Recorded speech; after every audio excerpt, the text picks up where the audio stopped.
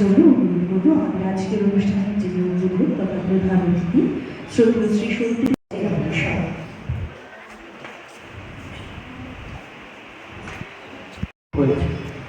এটা আসলে একটা অর্গানাইজেশন আগরতলা অনুষ্ঠান করত, মাঝখানে 3 বছর এরা গ্যাপ দিয়েছে। তখন আমরা state level cultural advisory body বসে যে এটাকে শুধু আগরতলা কেন্দ্রিক কেন হবে, সারা ত্রিপুরা কেন না, সেই উদ্যোগে আমরা সারা ত্রিপুরায় এটাকে ছড়িয়ে দেওয়ার চেষ্টা করি।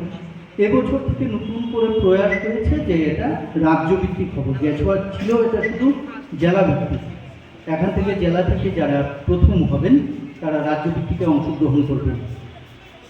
হার জিত থাকবেই, কিন্তু প্রয়াসটা হচ্ছে সবচেয়ে বড়। আর খোয়াই শহর নাটকের শহর, নাটকের জন্য খোয়াইয়ের একটা বিশেষ নাম রয়েছে, আগে ছিল, এখনও রয়েছে। তো সবাইকে আমি আবারও অভিনন্দন জানাচ্ছি, আপনারা সবাই অংশগ্রহণ করবেন।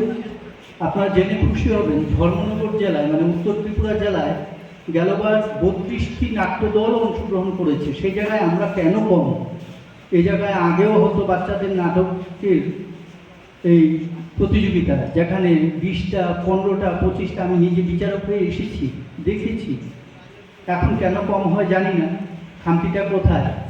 হয়তো কোনো জায়গায় খামতি রয়েছে, তার জন্য হয়তো আসছে না।